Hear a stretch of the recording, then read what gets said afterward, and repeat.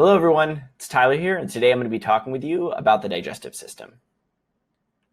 So the digestive system is responsible for the breakdown and absorption of food into the body. So anything you eat, whether that's food, drink, all of that stuff is going to see your digestive tract, and it's going to get absorbed and end up in your blood for all of your cells through utilizing this pathway.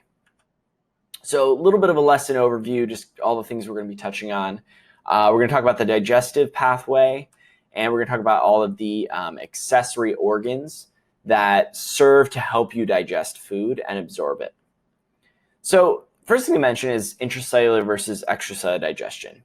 Things like amoebas utilize pseudopods to pull in food matter that it comes across in its environment and digest it in the cytoplasm of the cell.